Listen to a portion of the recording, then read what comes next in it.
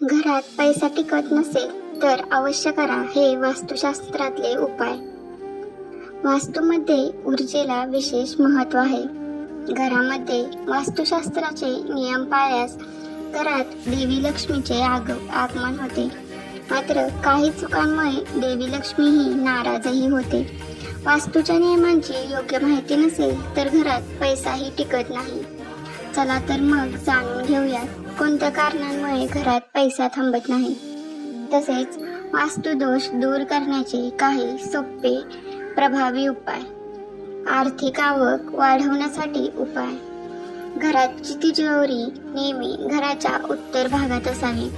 वास्तूमध्ये घराचा उत्तरेकडील भाग कुबेराचा मानला जातो। जर तुम्ही कपाटात पैसे ठेवत असाल तर ते त्याच्या मधोमध किंवा वरच्या भागात ठेवा। वास्तूनुसार पैसा त्याच्या खालच्या भागात ठेवल्याने पैसा टिकत नाही। व्यापार वृद्धी यंत्र, महालक्ष्मी यंत्र आपल्या तिजोरीत ठेवा। तिजोरीत ठेवल्याने माता लक्ष्मी आकर्षित होते। खूप प्रयत्न करूनही घरात पैसा टिकत नसेल तर धनाची देवता लक्ष्मी आणि कुबेर देवाची मूर्ती आपल्या पूजेच्या घरात स्थापित करा। या दोघांची नित्य पूजा करा। हा उपाय केल्याने घरात कधीही पैशाची कमतरता भासत नाही। रात्रीचे जेवण झाल्यानंतर बरेचदा लोक स्वयंपाकघरात खरकटी भांडी ठेवतात। वास्तूमध्ये असे करणे अत्यंत अशुभ मानले जाते।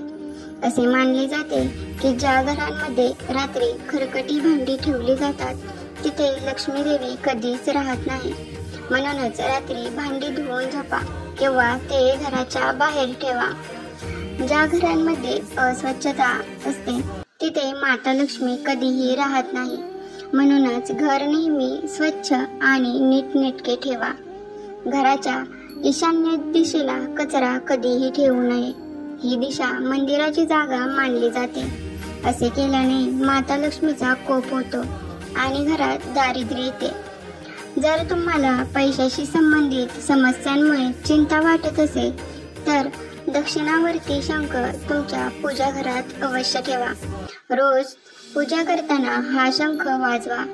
असे केल्याने घरात देवी लक्ष्मी वास करते आणि पैशांशी संबंधित सर्व समस्या दूर होतात।